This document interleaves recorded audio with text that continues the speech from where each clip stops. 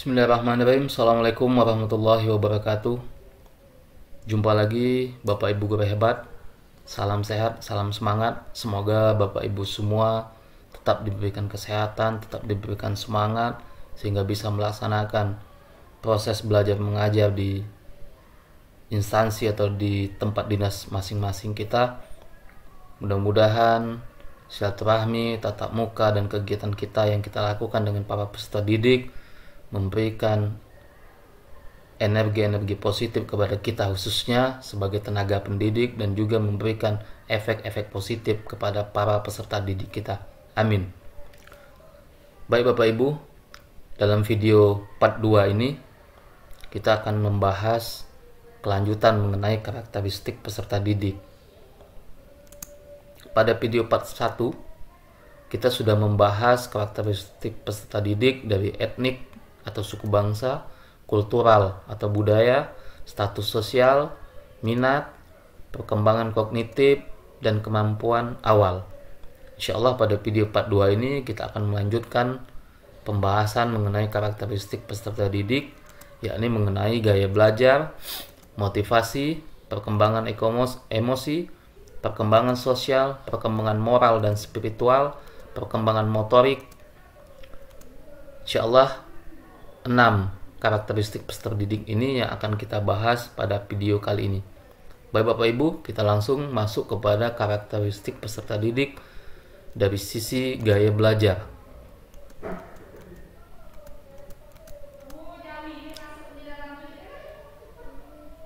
Karakteristik peserta didik dari gaya belajar, kemudian ada contoh kasus dan strategi pembelajaran yang bisa Bapak Ibu terapkan. Gaya belajar menurut The Porter dan Hernacki itu dibedakan menjadi 3 macam, yakni gaya belajar visual, auditorial, dan kinestetik. Insyaallah next video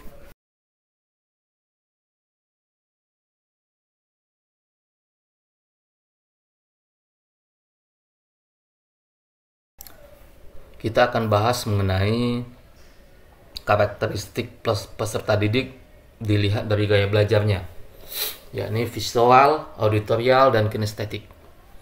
Baik Bapak Ibu,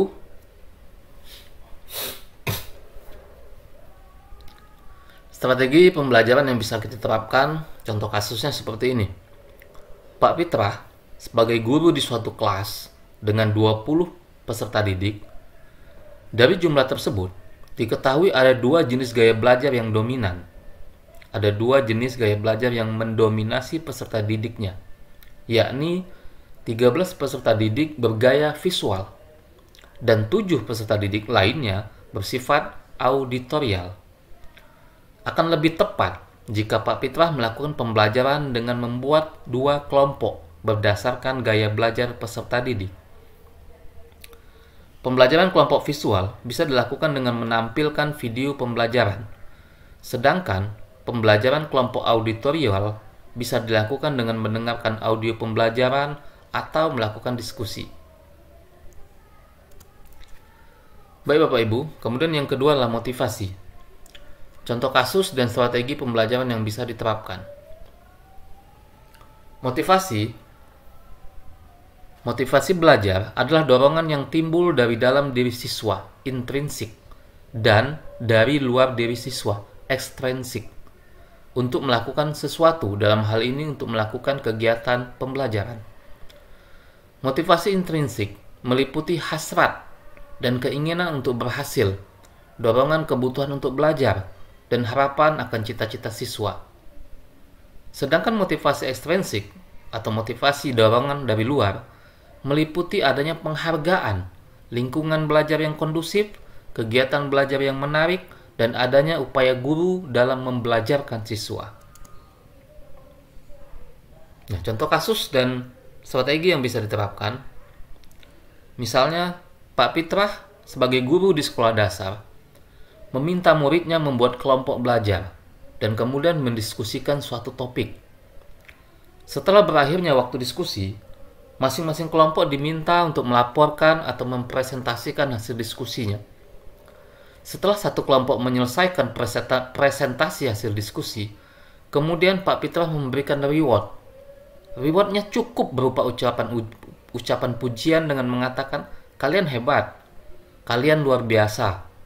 Tindakan guru seperti ini tentunya akan meningkatkan motivasi peserta didik dalam kegiatan belajar. Reward dengan ucapan memberikan efek. Apatah lagi ketika reward itu berupa materi, misalnya pemberian hadiah terhadap kelompok yang telah berhasil menyelesaikan presentasi dari hasil diskusi mereka. Kemudian yang ketiga, perkembangan emosi.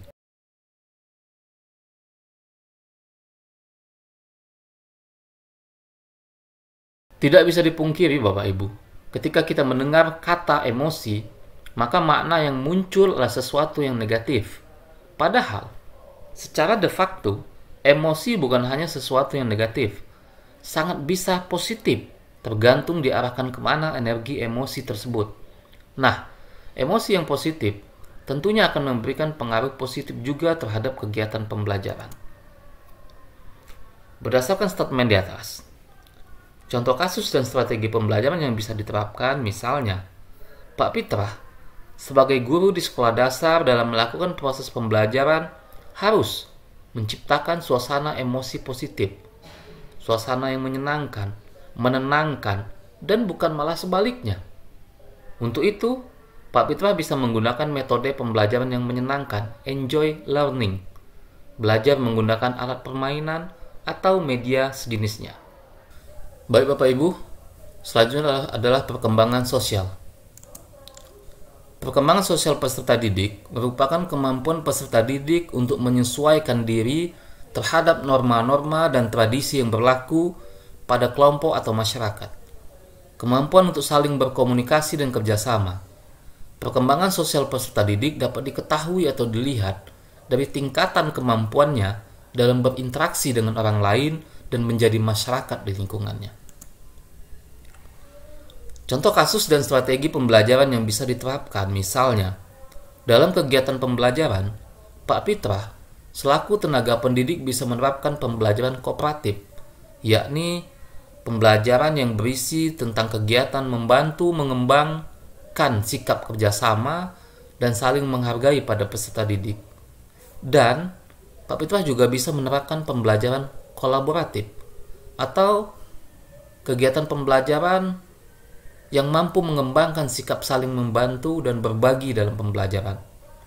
Nah, model pembelajaran ini Bapak Ibu, ini mampu menumbuhkan sikap saling menyayangi di antara para peserta didik.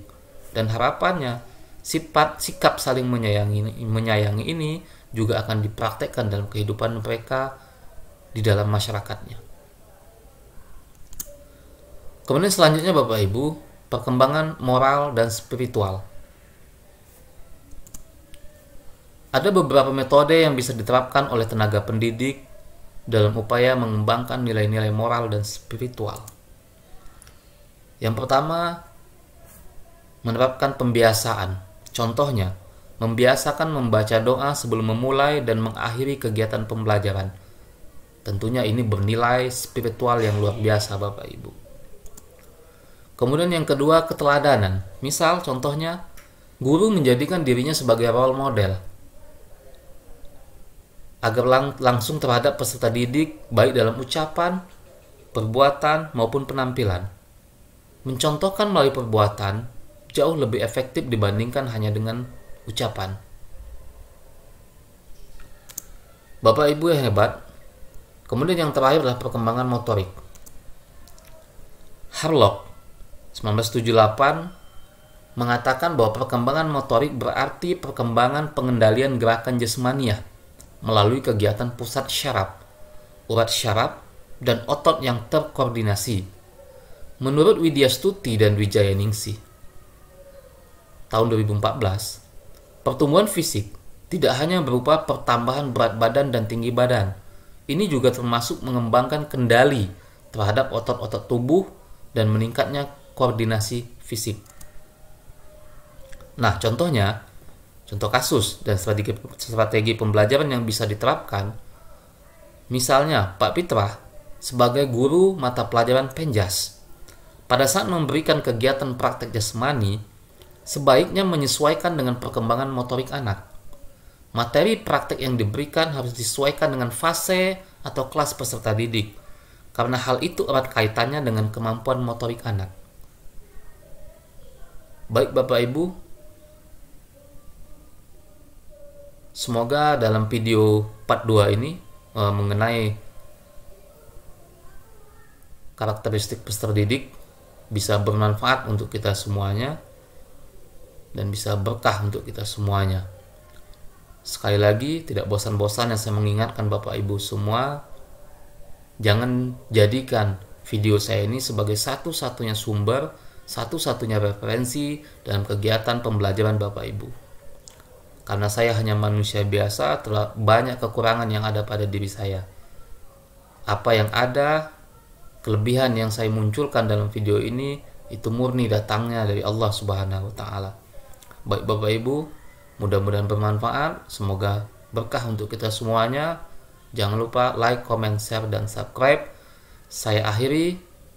Wabillahi taufiq wal hidayah. Assalamualaikum warahmatullahi wabarakatuh.